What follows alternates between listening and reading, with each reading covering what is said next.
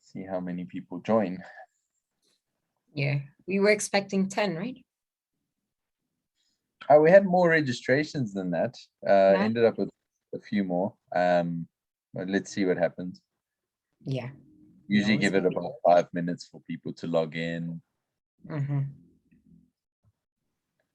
No worries.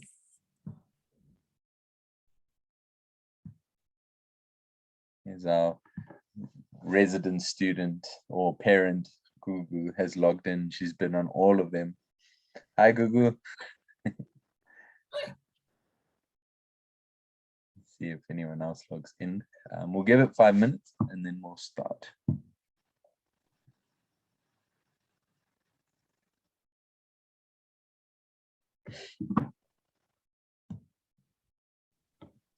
We've had a lot of parents requesting the webinar recordings, which has been great as well. And the last one, has it been good? Yeah, it's Yeah, very good. I'm glad. Yeah. You know what, Vicky, let's just start, because then with everyone who joins in late, they can always just ask questions at the end. If not, then obviously we just carry on as is and take it from there. Because we only have one extra person, I think. 4 participants. Okay. We give it 5 more minutes? Yeah, we can. Yeah, let's do that. Let me pause it for a bit.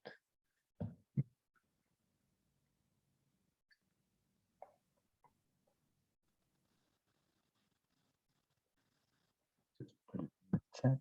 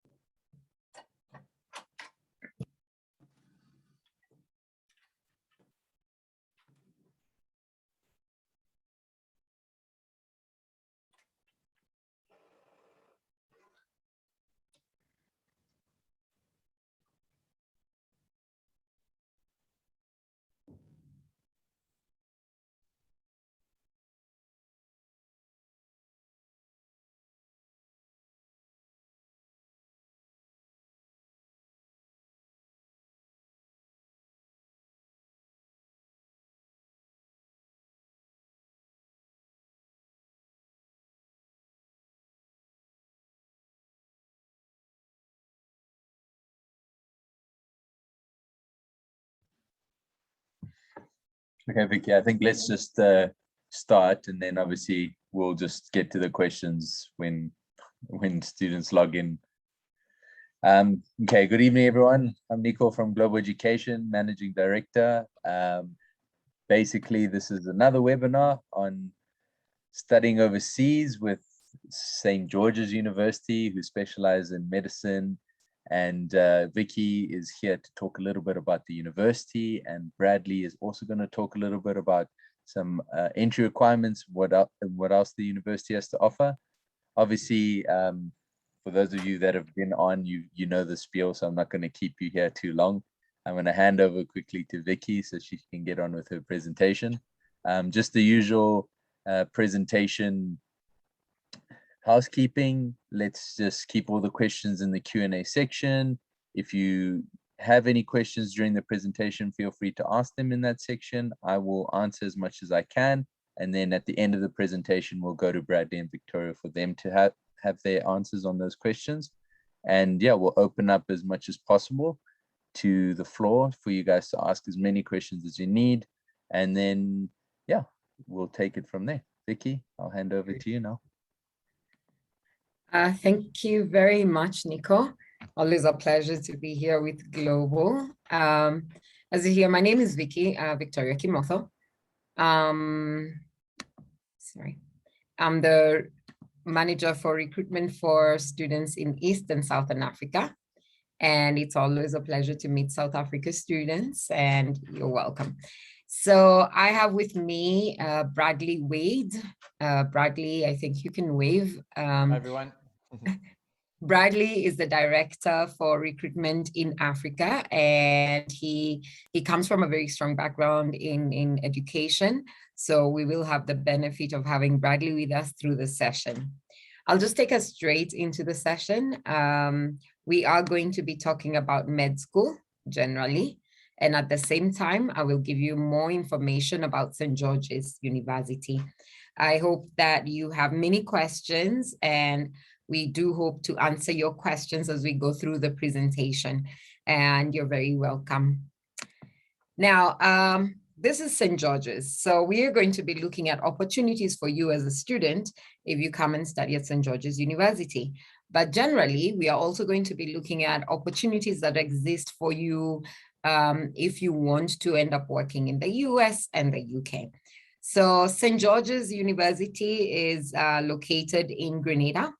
Grenada is an island that is in the Caribbean, but more closer to South America than North America. So North America islands, you would find Antigua, Barbados, Antigua, Bermuda, Jamaica. Those are the ones that people are used to. But the ones towards the south, closer to South America, would be Trinidad, Tobago, Barbados, St. George's, Grenada. So all these islands are islands that are on the side of what is called the Windward Islands. So one of the questions I always get, and I think it's important for you to know, is everybody is always scared of hurricanes. But the way hurricanes form, they form from just under South Africa. The cold winds come from that side, and the hot air meets together and it climbs up. Now, the Windward Islands are actually very safe in terms of hurricanes. And the last time we had a hurricane in Grenada was in 2005, Hurricane Ivan. But it is not the usual patterns for hurricanes to go downwards. So they always flow upwards. And that's why you hear about hurricanes hitting Puerto Rico and upwards into the US. So this is not a risk. And we survived that Ivan. Some of these buildings were actually there during Ivan.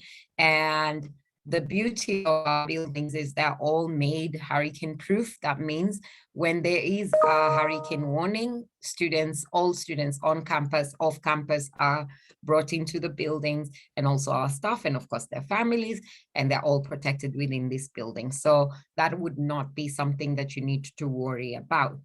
The island itself has a population of about 100,000 people. And I had my best time there when I did my master's in public health. The first time I landed, the airport is actually at the back. You can see it behind the buildings. So you land and you can see St. George's from the air. And then of course you have to drive around before you get onto the campus. Maybe if we had a little gate, but you go around the island to get to the campus. And the campus is gorgeous, it's beautiful. But the beauty of this island university is the fact that you're isolated and you're in a space that is very conducive to you learning. So most of the students on campus are actually med students and vet students. So you're in an atmosphere that is really supporting you to do medicine. So you never, I'm sorry, it looks like, sorry. Okay, I've noticed that Bradley's name is my name on the screen. So moving forward, so guidance for prospective students. This is important for you to know. You can decide, I have finished matric, I have done my A levels, and you decide I want to work in the US or the UK. And that is well and good, and it is very possible. There are many routes of doing medicine. But one of the main things is you need to understand what are the different pathways you have to go through. So let's say you decide, okay, I've done my A levels, I want to go to the US to study medicine. So the first thing you'll do is you'll have to get into a bachelor's program. And you do the bachelor's program for 4 years. And then after you graduate, that is when you apply for med school. So you do not get directly into med school just by going to college to do your BMed Sci or to do your Bachelor of Science in something else. You have to do the 4 years, then apply for med school. And then after you apply for med school and you graduate, that's when you get into a specialization, a residency program. So that's a good thing because you get directly into it if you're in the US. However, to get into the med school, there are about 2% of the spaces that are allocated to international students. So your chances of getting in are slim, but I'm not saying it's impossible. It is possible. And there are students who do that, but it's very difficult to get in. So high chances are you will finish your bachelor's and either end your dream of becoming a doctor by joining another master's program or have to look for an alternative place to study your medicine. And this is not the best situation, but it does happen. Now, this is also the same in other countries. That's Canada, the US. Those are the places where you have to go through that system. Now, you can decide to go to the UK. And in the UK, after they finish their high school or you finish your A levels, you get into med school, which is fine. But you have to do 2 years of foundation after you graduate before you get into a specialization. So this is what most of our countries do. So in South Africa, in Kenya, where I'm based, you will find that you need to do 2 years of internship before you do your MMed, which is the master's program. They call it MMed, but it is actually your residency or your specialization years. So this is something that you have to take into account if you decide to do a UK route program. And even if you come to St. George's, this will still apply. Then let's say you look at it and you decide, okay, I'll go to India. So you go to India, you have to do the exams, prerequisite exams, you get in, and then you get into med school. You do 5.5 years. And then after that, you go and specialize.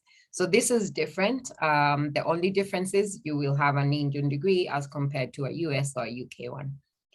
In most African countries, as I mentioned, you would then do medicine, 6 years, then 2 years internship, or what in South Africa you call community service as well. You do that internship, and then you get into a specialization. So all these routes are possible. The main thing that will hinder you from getting in would be your grades. So all you have to do is make a decision on one, how long you want to take to become a doctor. Two, what specialization you want to do and where you can get the best opportunities. Three, also the resources you have available. These are things that you have to consider when you're choosing the route you want to take. And for parents who are on the call, this is very important to share with your child, because some students are inclined to go to places that they know. So maybe they visited the UK at one time or the other, and therefore they think they want to be in the UK, but being in the US might be an advantage for them to end up doing a US curriculum program that can get them into the US residency program. So these are things that are considerations for many parents. And one of the ways you can find out is to reach out to universities and have conversations with alumni.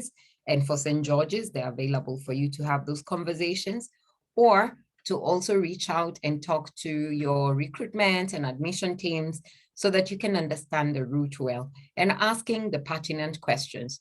When I finish, what is my pathway? How do I get there?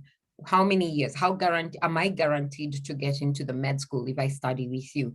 So all these things are important to ask right at the beginning. Otherwise, you get into a situation where your child or the student has completed med school and they can't get into specializations that they want because either the school has restrictions or the country has restrictions. So we've had situations where a country will look at international students and decide that international students can only do certain specializations, or you find out your country does not allow you to do certain specializations in another country. So all these things are important to look into. And you can find out all this by working with people like Global Education, who would be able to guide you through the thinking process before you get to the point where you make a decision. So moving forward. So some of the things that are important for you to know is that the minimum grade requirements for a US student who is getting into med school would be a 3.5 GPA, that is out of 4, and have an MCAT that's greater than 500. And then for international students or for American students coming into SGU, they have about 3.2 GPA and an average of 499 MCAT. Now, for you, who is an international student, we do not require you to do MCAT. So this is already an advantage for you to get into St. George's, but it's a requirement for US medical schools. USMD course requirements are, that's why we say they have to do a bachelor's, because they have to have done things like biology, chemistry, physics, calculus, or statistics. So that's almost all USMD schools. But another requirement is they have to have done biochemistry, psychology, and sociology, and all these other subjects. And those can only be acquired if you join a bachelor's program. If you haven't joined a bachelor's program, then you can't have those prerequisite requirements. So if you join St. George's, you would come in with your A-level results. So you don't have to do anything else to get into med school. And Bradley will be talking to your entry requirements as we go along. So historically, US medical school admit very few foreign applicants. So like I mentioned, this is something that you have to assess and decide if you want to be part of it. So in 2018, there were just 280 spaces, which is not good, because that means the students from Australia, the students from India, the students from like across Asia, actually across Europe, you're all competing for those spaces. So your risk, if you look at the risk of not finding a space, it's higher than the opportunity of getting a space in US medical schools. So foreign students in US pre-medical programs must choose whether to return to their home country for medical school or pursue an alternative program. And that's what I say, you will forget your dream to become a doctor, because maybe you don't want to come back, you want to proceed and continue being in the country you've moved to. So your choices become limited. But the best thing is we still have opportunities for students who have degrees to join St. George's. Now, these are things that are they're kind of like the soft side of med. So you have your academics, you're very good.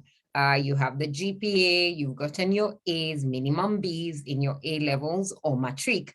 You've done very well in physical science, in life sciences, and you're a strong candidate in terms of your academics. However, you can definitely strengthen them because you need to do some things that can make you a stronger candidate. So volunteer work, service-based learning, community involvement, international exposure are some of the things that can enrich your experiences so that you're a better candidate for med school. So med school is not just about the academics. Yes, they do play a huge role. Like an A student applying to med school would be, everyone would be thinking, just come along and let's do this. But if we have an A student who has done volunteer work, that student actually has a better opportunity in terms of getting into med school than a student who hasn't, or who has done community involvement. With SGU, we don't require you to do a certain percentage of time, but you show initiative so that you can tell us, I have done some work, some volunteer work with a community program. So you don't have to do volunteer work in a hospital, but it would be nice if you did some service-based learning. And you can ask your career teacher or your counselor if you can be set up to do service-based learning. Now, personal characteristics of a doctor, if you're going to have a conversation with a patient, I'm sure you've had experiences where you walk into a clinic, you find the doctor, and they barely raise their head to look at you, and they go, what's wrong? Then you say, oh, I have a fever. Then they'll ask you, oh, okay, I can see on your chart you have a fever. And you're thinking, okay, maybe I want to have a conversation that's a little longer than just my fever. So you need to have strong communication skills. And then there's a motivation and ambition. These are very important things because med school is not easy. You have to push yourself, and you have to know how to identify your goals. What is it that you want to do so that you can strive towards getting that? And there's a lot of discipline involved. So there's a ability to work as part of a team is also very important. You cannot treat a patient by yourself. Even if you're running your own clinic, you need to send people for labs. You need to talk to the radiologist. And if you have a patient who has, let's say, diabetes, you have so many other people you have to work with. So you cannot just be by yourself and just treating your patient. So you have to be able to work in a team.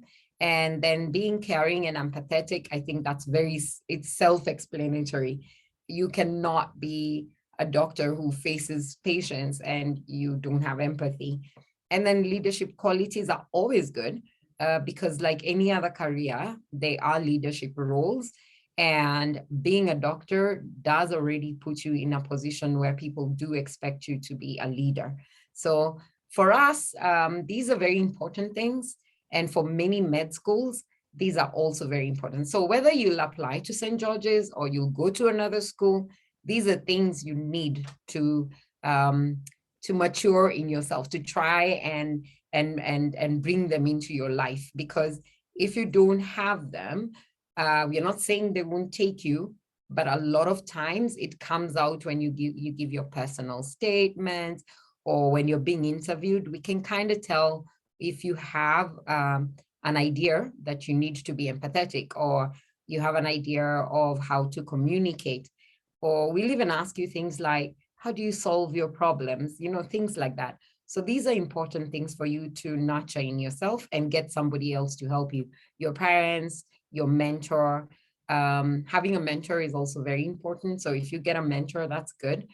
Shadow a doctor, find out why they do what they do, how do they feel about it, so that you can have some insights into being a doctor. So these are all initiatives that you take, and that's where your ambition is measured.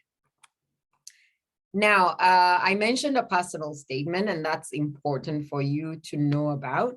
Having a personal statement, a lot of times people think it's an opportunity to brag. So you have to be careful to balance that. So you're talking about yourself, but at the same time, you're trying to bring in all these elements of I'm empathetic, I am academically strong, I am going to be a good fit for your school. I think that I am like the best suited student to join your school. So whichever school you write your personal statement to, it's important to stay within the required words. So if we 500 words and you try and upload it, it might not fit actually. So you need to do that. But if you have the fewer words you have, the less space you have to beat around the bush. So flowery language is beautiful. It's really nice, but use use the words you have to bring out the best of yourself, and don't waste the words on just creating a scene or creating the setting of what you want to tell us. So go straight to the point, and of course, using shorter sentences is always good. All of us like writing sentences that go on forever, and the longer your sentences, the more you're wasting words. So these are things that you learn, and with global education, they actually help you through writing a personal statement and looking at what you've written and assessing it.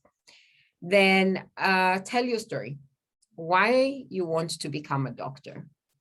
It's a lot of times I tell students, the first thing that comes to your mind when you think about doing med school or writing a personal statement is, I want to be a doctor because I have a passion. And that's supposed to explain to us why you want to be a doctor, but it doesn't, because your passion comes from something. So we want to understand, what is it that drives that person to become a doctor? Or you tell us, I want to be a doctor because I want to help people. But in your personal statement, I want to know, why do you want to help people? Why do you think that becoming a doctor is the best way for you to help people? But remember, I've given you a word limit, so I still want you to explain to me why. So you might want to mention the reason and put it down clearly before you finalize your personal statement. So you might start with 700 words to come down to 500 words. And then, who are your role models? These are very important questions, because a lot of people will forget to mention who has inspired you or been an important part of your decision to become a doctor or to perform good in your sciences. So all these things are important. So think about your role models, and don't spend too much time on telling me about your role models, but tell me, my role model is so and so, and the reason they're a role model is because I have seen, or I have heard, or I have read, or I understood their passion to become a doctor. So somebody can say, I want to be like Madame Curie. I hope you can remember who that was. I remember from high school. And the reason I want to be Madame Curie is because I want to find something. The fact that she found something about X-rays and innovation in that time, that inspires me. So I want to be a doctor so that I can come up with new ways of treating patients. So all these things are important for you to think through as you write your personal statement. Where are you from? And a lot of people forget this. You will start talking about, I want to be a doctor, I want to go to be in the US, I want to do this, but you forget where you come from. So when we ask where you're from, we are not asking you to tell us like the city you're from or where you were born. What we are asking you is, what is health like in your country? And we've had situations where students just write, oh, we have a really bad health system, and the patients are dying everywhere. Yeah, that's true. But have you analyzed it? Because we're trying to look at your analytical skills as well. So if you look at it, you might find that, yes, we have health centers. I think in South Africa, you have the health center, which is the lowest level, or dispensary, where people go with the initial, like they're feeling unwell, so they go there, and then they get referred to the next level. By the time you're coming to a hospital in Mpumalanga, it means you have gone through a system that has been referring you to a higher level for more specialized care. So you mentioned this, and it tells us that you analyze things. And then any unusual aspects of your background, this is usually your story. For example, I've had people who tell me, I am a diabetic and I've been hospitalized many times, and therefore I'm actually driven by the fact that I can get somebody, like the doctors who treated me did what they did, so I'm doing well, and therefore I want to be like them. That's your background. Or unusual background where somebody tells me, oh, I grew up near a health center, and every time I saw the doctors, I thought they were inspiring, like they're inspiring. That's another story. But not everyone has a sad story. So a lot of people will try and find that sad story and tell us about a grandma who had cancer, or a parent. Of course, if that's your story, please share it. But if it's not your story, it doesn't mean you don't have a story. You can always find a story in your life that drives you to do what you want to do. So be yourself. Don't try and be too self-promoting. And that's why I'm saying don't brag. Have someone not in the medical profession read your personal statement. Whenever I wrote my personal statements, what I would do is I would ask my sibling to read it. I have one sibling who does not hold back. So they would read it and go, "What is this you're writing? Is that the answer? That's a question you asked." And then I would have to defend myself. And in the process of defending, then I find a solution that makes it better. And then by the time I'm going to the next level, I'm taking it to the career teacher or to my mentor to read. A lot of times you're scared of what your mentor will think of what you write. But if you can get past that, that's the best way to get your personal statement reviewed. So that's on personal statements. Then let's say you get through, you do your application, and we decide we're doing an interview. So medical school interviews they are important. They might not hold as much weight as your academics, but they're also very important in terms of the school understanding how you think through things, how you analyze things, how you accept failure, and then what do you do with it, how you express yourself. All these things are important. So there are many schools that might not give you an interview, but those that give you, they actually use it to assess you. Medical schools are looking for issues not obvious from your application. So, for example, if I notice that in your personal statements, you're not very clear on why you want to be a doctor, by the time we're going to the interview, we'll have that discussion. Or if you have language difficulties, we have people who have English as their second language. This is a point where this is picked up, and then the school probably has a system or a way of supporting you with English. So all these things are important. So what is important when you do an interview is do not grow a whole new persona. Be yourself. Don't try too hard. You don't want to sit there and be that person who knows everything. You are allowed to ask questions. You're being interviewed, but you're also asking the institution a few questions. So you don't just sit there and just respond to questions. Of course, you don't answer yes or no. Usually we're asking you for an explanation. And usually you can find your interviewer might keep quiet and let you speak, but at the same time, be very structured when you're responding, because many of us can talk on and on for like an hour and nobody is stopping you. So you just keep going. So take the cues, stop in the middle of the conversation and say, did you have any other question? Would you like me to explain that further? It just shows that you are a listener as well as somebody who is willing to participate in a conversation. So you don't want to have that conversation by yourself. So take breaks and ask those questions. Dress and act professionally at all times. So within an interview, you cannot come in with a t-shirt that is like off the shoulder and, your hair is not combed, you're not well put together, because it just shows that you're not showing, that you're not giving it the importance it has. And be particularly nice to support people. So this is something that you will learn as you go into your residency programs and things like that, because when you're studying med and you're being watched, some of your pathways forward will be determined by the recommendations you get. So let's say you have a face-to-face interview and you arrive, and at the gate, you find a security guard. So your usual nature is when you find a security guard, you don't even say hi, you just pass and they try and stop you and you say, why are you stopping me? And instead of just going, this person is doing their job, so let me help them do their job, and I move on. And then you get to the reception and you know you're meeting like the best doctor in the place. So you go, I want to see Dr. So-and-so, but you didn't say hello and you didn't have that conversation just to, be pleasant to people. All these people, all these steps are important for you to keep an eye out for. Whether you're coming for an interview for med school or you're doing an interview for anything else, always remember, all these people around you can actually give an opinion about you. So you got to be careful, be courteous. I think we are all brought up to be courteous.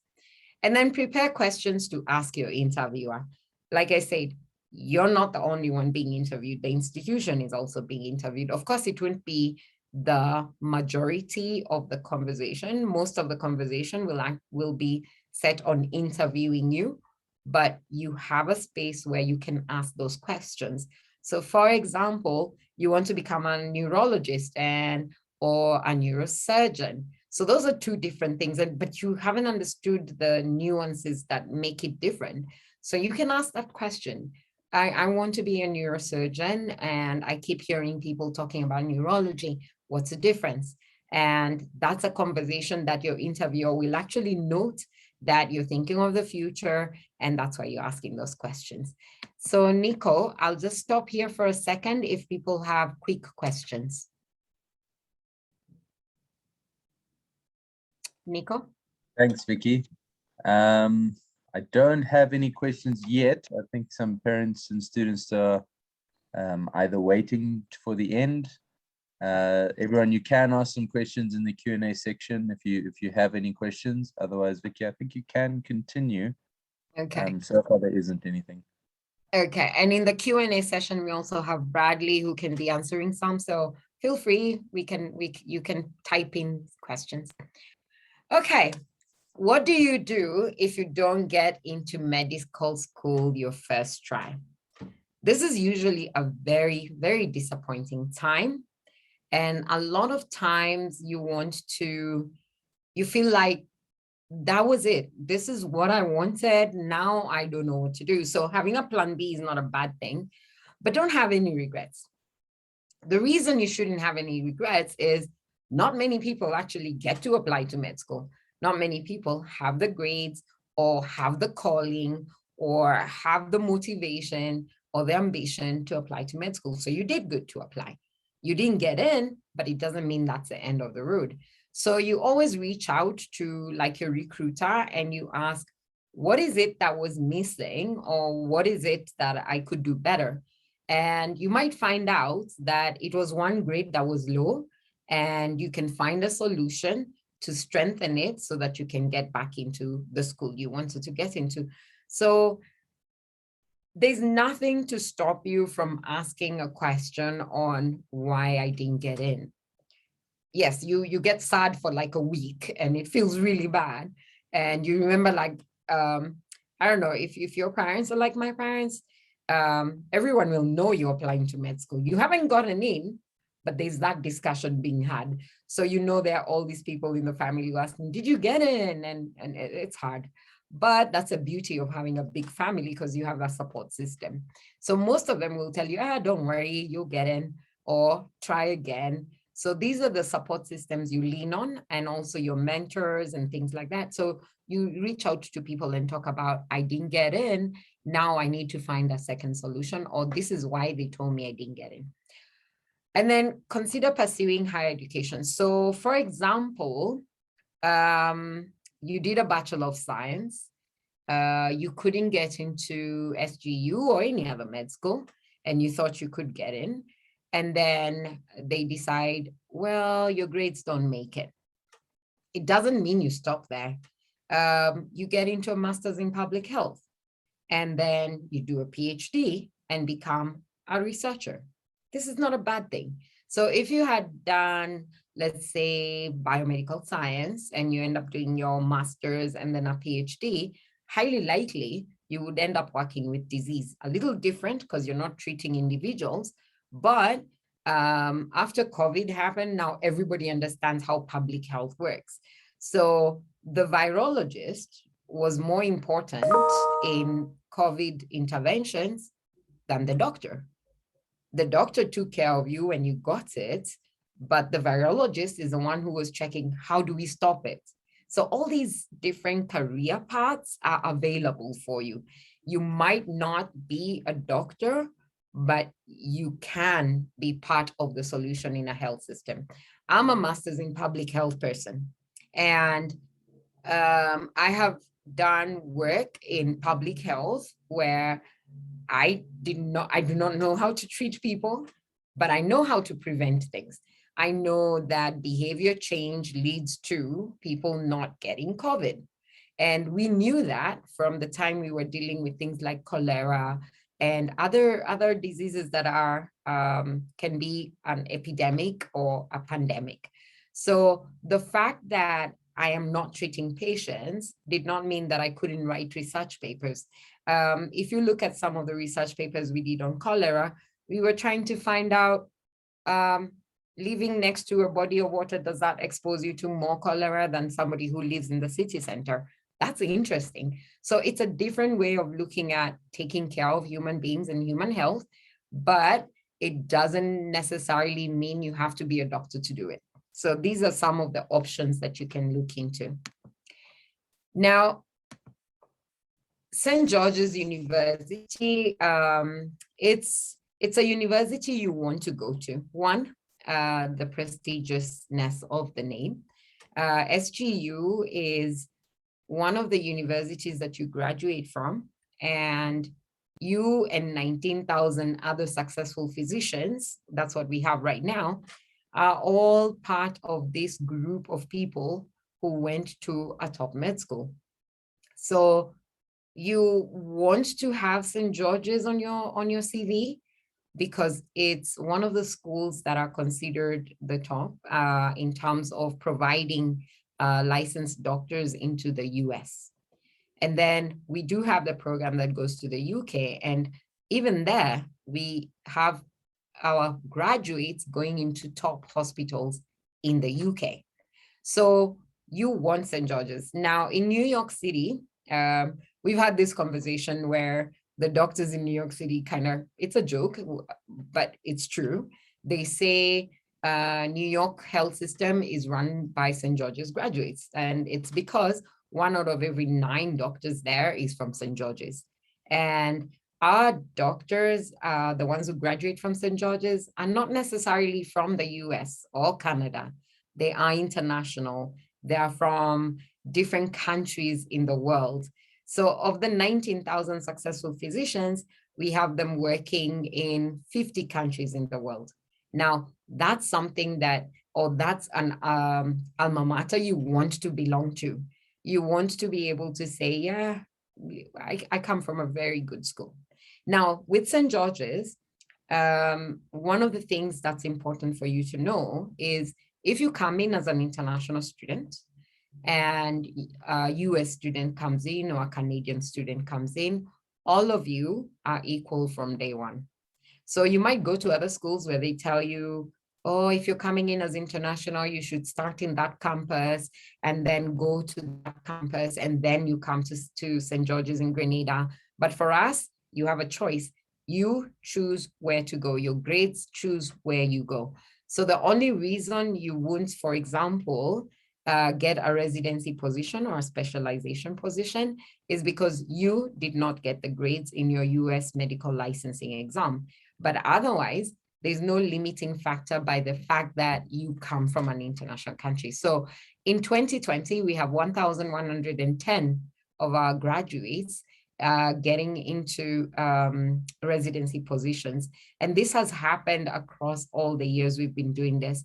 And therefore, we've now beat Indiana University, which is about 100 years old. And we are the largest source of licensed physicians working in the US.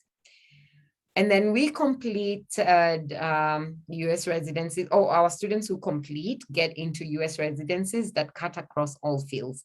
Again, like I said, your only limiting factor is you passing your USMLEs, the US medical licensing exam, and your performance in terms of how you interact with people, how you get your recommendation letters. But we have a whole office that sits with you from day one. We call it the Career Guidance Office. And their work is to make sure you're prepared for the different steps. And we have a Department of Education Services that makes sure you're not failing your exams.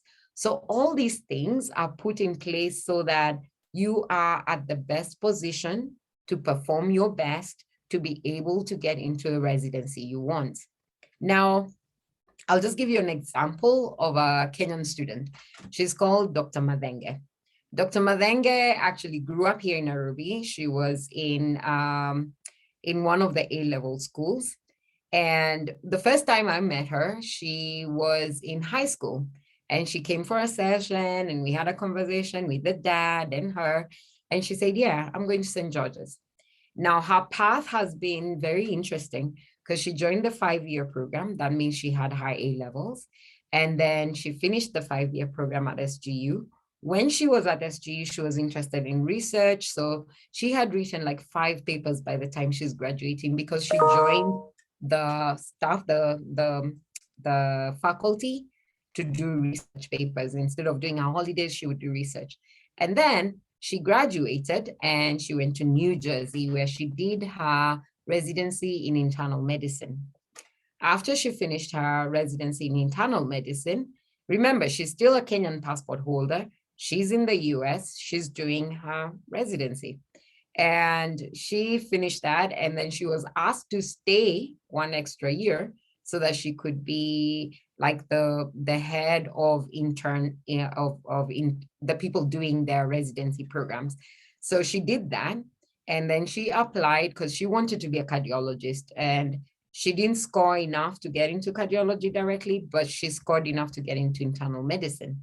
Then now she is finishing her first fellowship in cardiology at Harvard.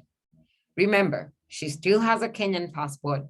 She's an SGU student and she has gone through all these steps. And this is not an isolated story for students from Africa.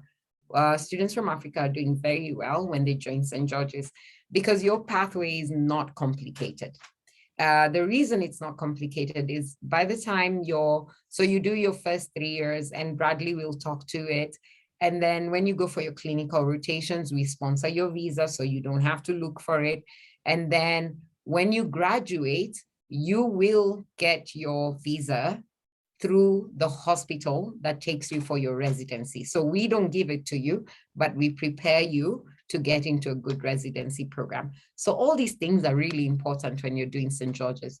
And then we are accredited to Grenada Medical and Dental Council, which is recognized by the National Council for Medical Education in the US. And it's a comparable accreditor, meaning that if you get the license, you practice, you study in SGU, you can practice anywhere in the US using that license.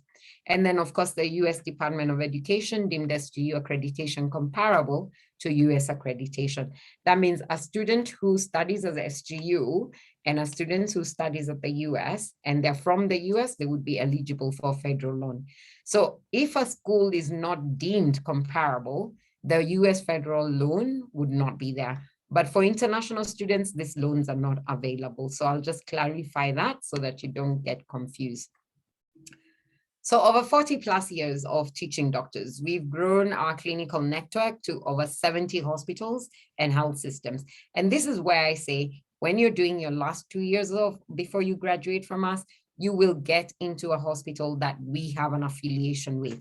That means we have some staff members, you have preceptors in the hospital who are assigned to you. So we don't let you go when you're doing your last 2 years because we go, oh, you're doing your clinicals. No, we still are with you. You're still taking exams from SGU, but at the same time, you're in a hospital learning how to become a doctor because you've done the theory, you've done the systems. Now you're in a point where you just need to see the patients. So that's where you do your clinical rotations. So these are some of the places where we have, but we have added a few more. So you can decide, I like sunshine, I want to be in Florida or New York or New Jersey. A lot of students end up in New Jersey, California. So these are places you can end up with.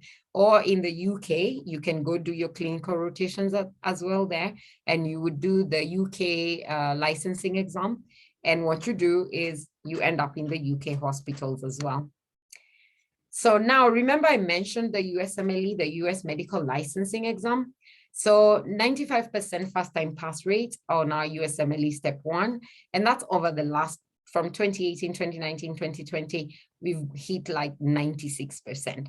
So if you look at our average, it's the same as the one for US schools, which means you are in a space that is actually good for you. The reason we perform so well in US medical licensing exam, I'll explain the step 1, step 2, step 3, is because from day 1, when you join St. George's, from your first exam, it's already framed like the US medical licensing exam question. So the US medical licensing exam question does not ask you which bone is on this finger. It doesn't ask you what part of the face is your eyeball supposed to be located, things like that. What it asks you is, we have a patient who has diabetes, I'll use that, and the patient has started presenting with swollen ankles and things like that, and you're now supposed to find out like what is wrong with them. So in the process of thinking through that scenario, you then respond to a USMLE question. So by the time you're doing your USMLE exam, US Medical Licensing Exam, step 1, which you do in your 3rd year, if you join the 5-year, or the 4th year when you do the 6-year program, you are ready. You're already thinking like that. And then the way we do our classes is different too.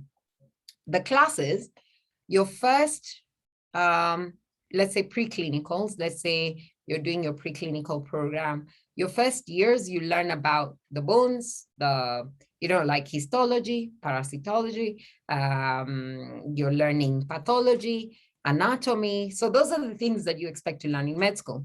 But the minute you move up and you join the last 4 years, you're learning about systems. So it's no longer about the brain and the parts of the brain.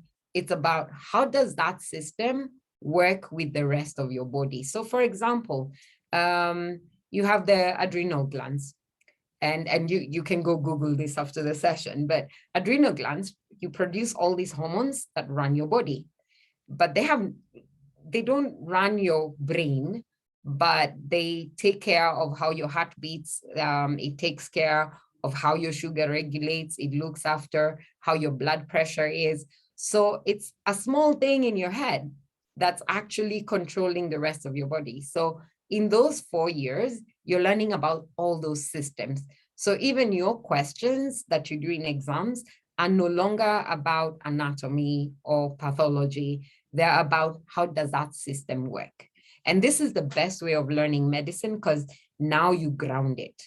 And then the fact that 75% of your classes are in small groups, you actually discuss the systems with a medical doctor who's your tutor, and they help you ground the information you have gotten. So whatever you learned in biochem is now applicable in the sense of understanding a system in your body. So this is the beauty of studying at St. George's, and that's why we perform well in USMLE. The US Medical Licensing Exam has 3 steps. There's step 1, and step 1 is the same things that you learn about the general system and the anatomy and the physiology, all those things put together, but in the form of how a system works. Then step 2, you do when you're doing your last 2 years, when you're in the hospitals, and you do clinical knowledge and clinical skills. These are tested in the hospital. So you learn that you have to pass those so that when you graduate from us, you get into a residency program, and then you take step 3, which you do when you're specializing. Now, once you're licensed in the US and with St. George's, you just get the license. You can work with that license forever. But if you don't use it for 7 years, you have to retake the USMLE. So a lot of people will step out and come back in. But retaking the USMLE, you might need to study a little more because maybe you're older, but you make sure you're using your license so that you don't lose it. Then you can decide, okay, I'm done with St. George's, you've done USMLE step 2, you finish your clinical rotations, and you want to come back to South Africa or you want to go to another country. In the other countries, you will learn, you will have to do community service if you come back to South Africa for 2 years, and then get your South Africa license. You have to take one of the exams. But I usually say finish your specialization and then come back to your country, because you only take 6 months of community service, and then you do an ethics exam and you are licensed to practice in your country. So these are things that you have to take into consideration if you think of moving. I have a Ugandan student who decided to get married and they moved to Australia. And then she went to Australia, she took her license exams, and she's now practicing in Australia. So you can go anywhere after you do your USMLE. So life is much easier for you. So 95% of our eligible 2020 US students, or eligible students for the US who applied for residency, obtained one. In 2018, just to give you an idea, 85% of our non-US students got in. So you have 85% chance of getting in. And if you don't get in the first time, what we do is we make arrangements for you to do your master's program as you keep applying for your residency position. But a lot of times you'll get them the first time. So this is just an idea of to help you think through the process. So I will hand over now to Bradley. Bradley, it's all yours, unless we take some few questions. Nico, what do you think? Sure, maybe we can just pause there and see if anyone's got any questions. Yeah. As you can tell, Vicky is our resident expert in all things detailed SGU, and having studied on the campus in Grenada herself and done her Master's in Public Health, a great wealth of information there for all of you. Feel free to pop your questions into the Q&A text box there. But what we'll do is just look at this slide now, which is fairly self-explanatory, but I'll just explain it. So as you've heard Vicky say, the 4-year MD program there on the top left-hand side of the screen, that's usually where most students start in the US, at a US medical school. And to get into a 4-year program, you would need a bachelor's degree. So for SGU, we also offer that. If students do have a bachelor's degree, if they've gone and studied a bachelor's of science or a bachelor in the sciences, in the requisite sciences, we would accept students to start the 4-year MD program, just like any other normal US medical school would. But we do have the pre-MD programs, so the pre-med programs, we call them, the 5, 6, and 7-year starting points. So in other words, it would take you 5 years to get your MD degree, take you 6 years, take you 7 years if you started at those entry points. So to start at the 5-year level, we would look at some of the global sort of high school leaving qualifications like A-levels and IB diplomas. And we would accept people with A-levels. Of course, those 3 A-levels, they're A's and B's in chemistry, biology, and maths or physics, or the IB diploma. And as you can see there, 3 subjects recommended, or 2 requiring biology and chemistry with a score of 5 or higher, to get into the 5-year MD program. So that 5-year MD program would be 1 year of preclinical studies and then 4 years of your MD studies there. Yep. So I'll jump onto that slide next. Just let's go one back, Vicky. Okay. Yeah, I'll finish off this one quickly. So we do accept students onto the 6-year MD program, and that slide that you saw pop up there now, it's going to make a lot more sense in a minute. Here we would take South Africans with a matric. And there you would need A's, minimum B's, including subjects in life sciences and physical sciences and maths. So you would do 2 years of preclinical studies and then jump onto the 4-year MD program. We do have a 7-year program, which is almost like a foundation year in the preclinical studies for students who have the GCSEs or equivalent. But as you can see, it's between 4 and 7 years to be able to complete your degree before you go on to your residencies. Okay, let's jump on to the next slide quickly. Thanks, Vicky. Okay, so this, it looks a little bit more complicated than it is, but you see the orange circles there. The orange circles, that's our MD program, so Doctor of Medicine program. And that's where it would take you 4 years if you've got a bachelor's degree. You enter at the 4-year MD program start, you can see there in year 1, and you would do your 2 years of basic medical sciences. And then you would do years 3 and 4, you would do your clinical rotations in all of those hospitals that Vicky mentioned. So 4 years to complete that. If you've got A levels or an IB diploma or equivalent, you would start on the 5-year MD program. So you would do 1 year of preclinical, that's the year 3 in the blue circle. So 1 year of preclinical and then 4 years of your MD program.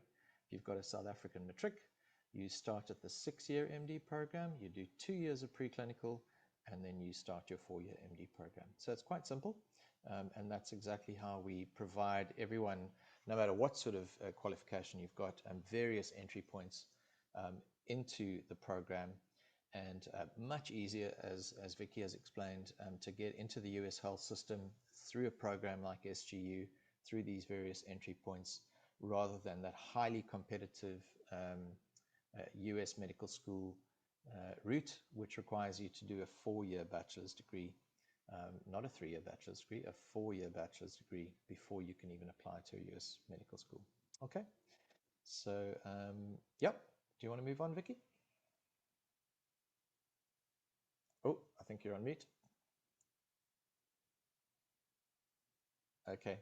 All right. So this slide shows you here, we've got locations in Grenada and in the UK. So you've seen that beautiful picture of our Grenada campus, and you can study there, or you can choose to start your program with us in the UK. So we have a partnership with Northumbria University, and this now, the blue and the orange starts to get a little bit confusing here, but just imagine those 4 years of orange 4-year MD program on the previous slide. What we've done on this slide is we've broken it up into the first 2 years, which is actually study on a campus called Basic Sciences, and then the next 2 years in the orange is our clinical rotation program at the hospitals. Okay, so let's assume you've done all your preclinical, your pre-med studies, and you're starting on the 4-year MD program. That first year you can do either in Grenada, at our campus in Grenada, or you can do it at our partner university in Northumbria in the UK, and you would do that. All students then have to move on to the Grenada campus for the 2nd year of the 4-year MD program. And everybody goes to Grenada. Not a bad place to be, I must admit. And from there, then you get to choose where it is you want to do your clinical rotations. So based on sort of your future career aspirations, the guidance given by our career guidance counselors and office on the campus, and also just your ability to gain residency in the US or in the UK, you would either go to our hospitals in the UK or our hospitals in the US for years 3 and 4. Very important sentence right at the bottom: every location offers exactly the same curriculum, the faculty, and the outcomes. It's exactly the same program no matter where you are. Okay. So we have some success stories.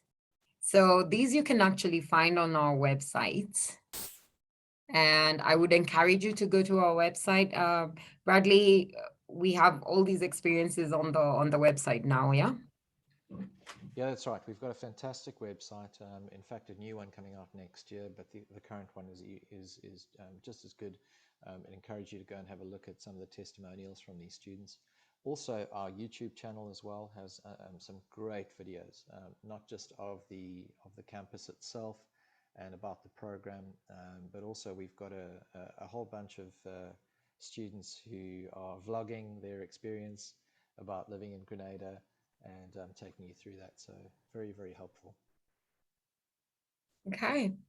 So an outstanding educational experience that will give you, that will get you to your goal. becoming a practicing physician. So welcome to St. George's. We'll take questions now. Nico, back to you. I'll just stop the share. Awesome. Thanks, Vicky.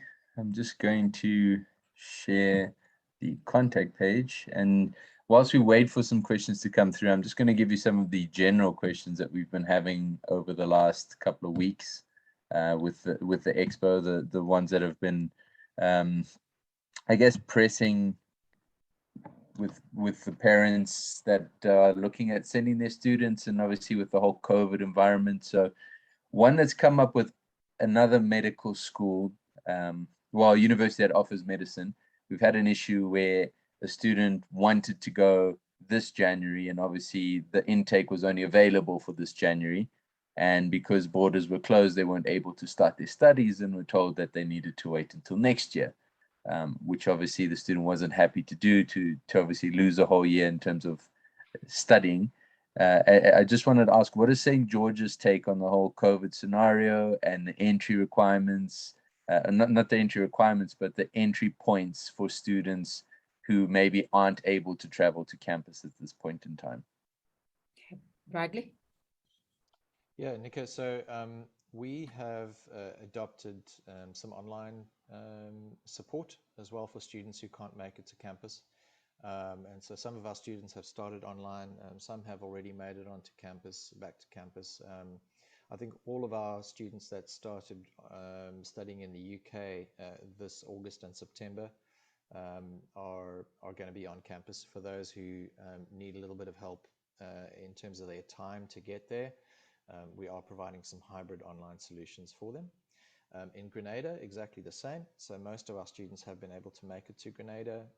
The government of Grenada requires everyone to be vaccinated before you travel, so that is a requirement. And students who've been able to do that have made it safely and are now on campus and studying in Grenada.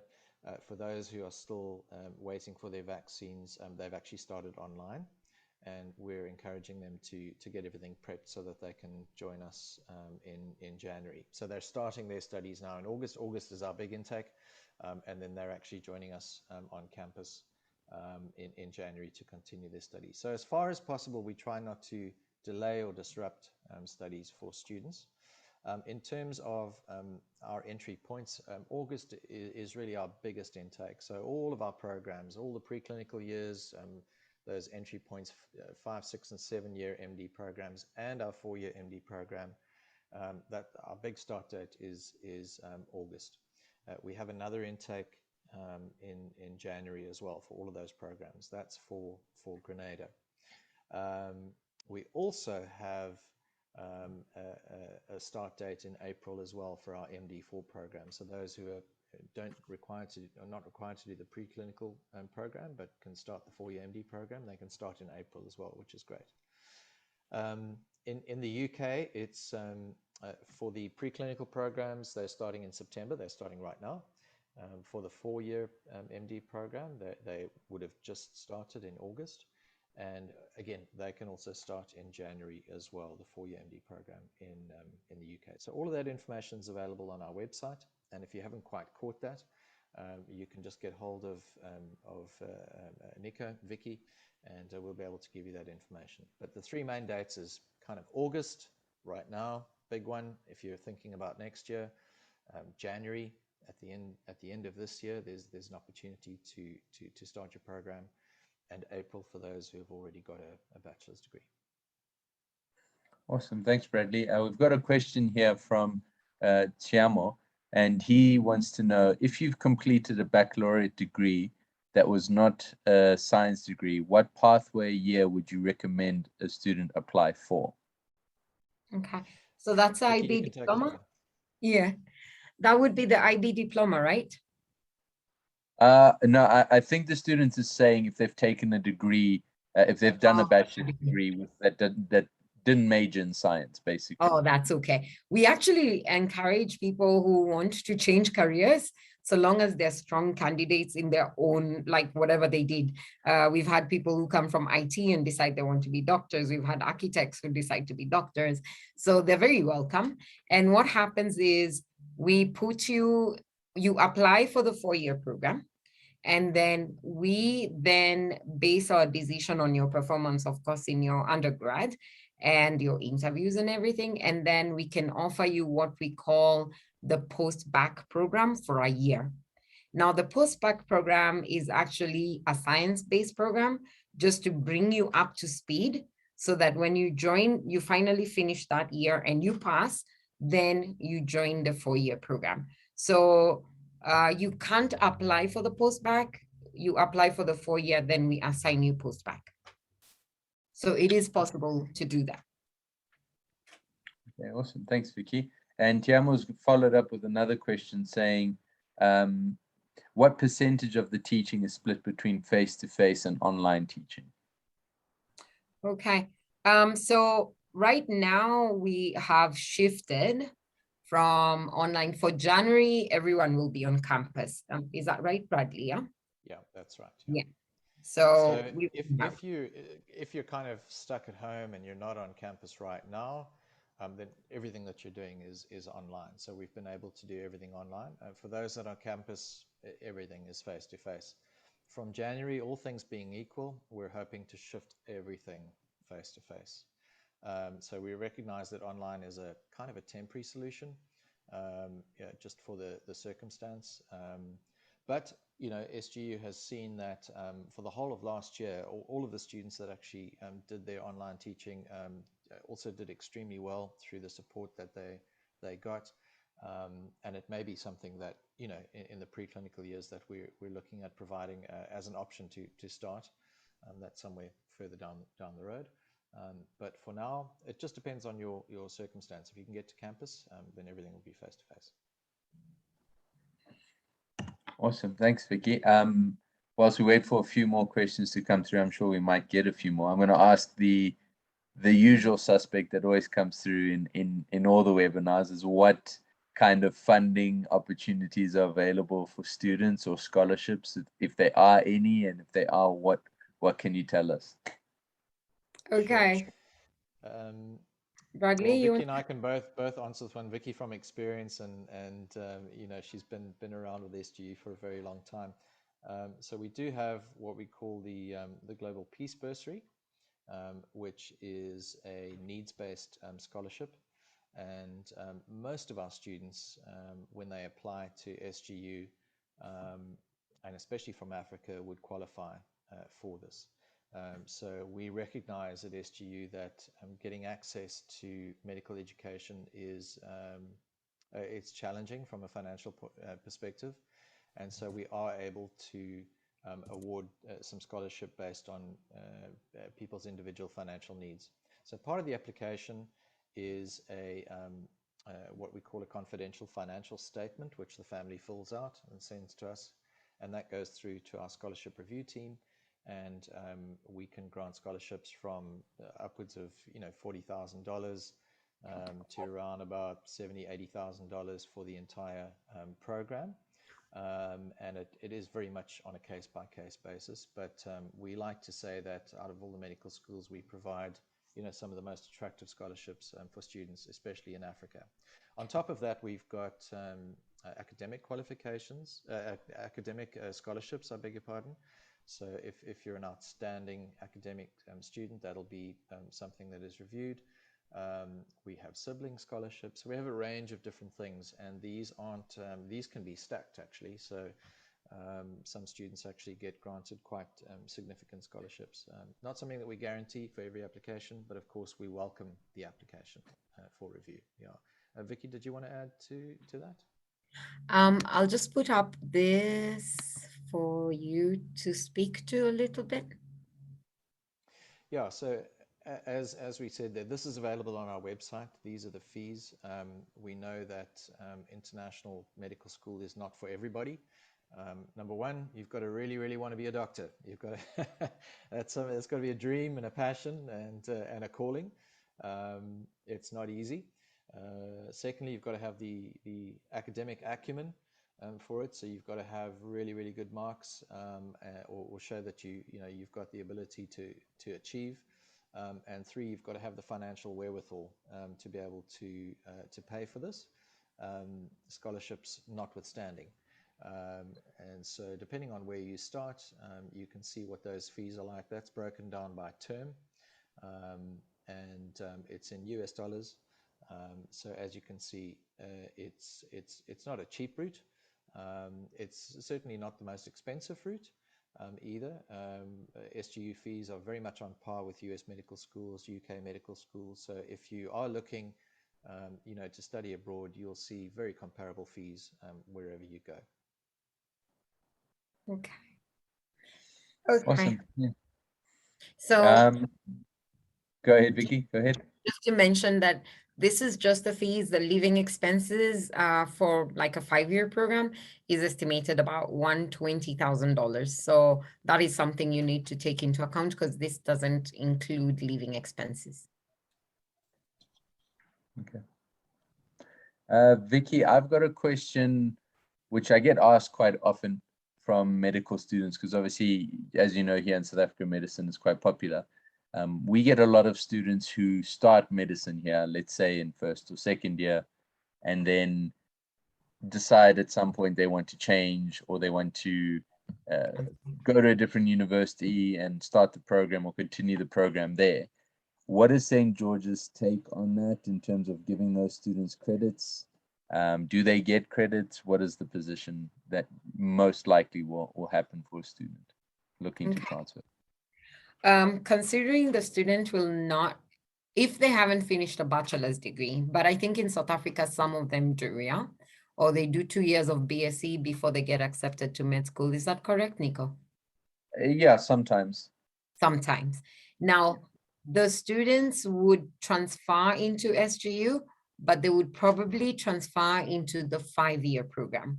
Reason being, because of accreditation reasons, only graduates, like somebody with a full bachelor's degree, can be allowed to get into a 4-year program. So we don't want a situation where we take you in and you can't get your licenses and things like that. So you can transfer into SGU, except you would transfer into a 5-year program. So if you've already started 2 years of MD in South Africa, we wouldn't take you into the 4-year program because we have to train you for that. Okay. And for example, if it was a student who's done a 4-year, let's say a 3-year degree in occupational therapy and has finished their degree, would they qualify for the 4-year program? Would they also go into the 5-year? They qualify directly into the 4-year program. In fact, they should apply for the 4-year program so long as you have a bachelor's, right? And then we would look at the subjects. So sometimes you find that there's subjects that, like there are things that you do like psychology and sometimes even occupational therapy that does not have biochem, or you didn't do organic chem. So we would then assign you to a program that we call the Chartered Foundation Program. So it's like the one for post-bac, the one we said for the student who's changing careers, but this one is called CFP. Now, the Chartered Foundation Program is 1 term.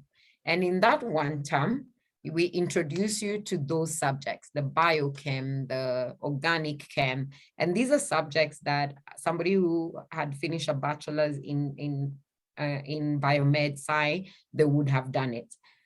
And then you're supposed to score 80% in all your subjects during the CFP for you to be able to enter the 4-year program.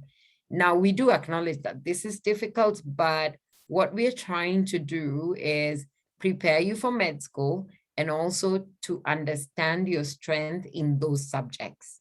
So this is one of the reasons why we put you in a CFP for 1 term.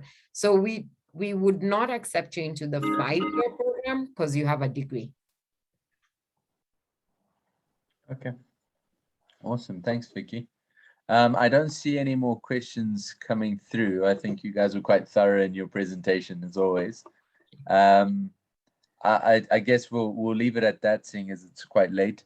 Vicky, Bradley, I just want to thank you again for always being part of these webinar series. I know that a lot of our parents and teachers who subscribe to the YouTube page and will watch this later will be sending me updates and requests for this recording. So thank you always for participating. It's always a pleasure having you on, and hopefully the next expo is going to be in person. Yes. We hope so too. Thank you so much for organizing. Yeah. No We problem. Thank you, guys. Thanks, Nico, and thanks to Global Bye-bye. Education. Thanks to everyone for participating. Yep. Cheers. Awesome. Good. Thank you, everyone. Have a great evening. Yeah. You too. Bye-bye. Bye-bye. Cheers. Bye.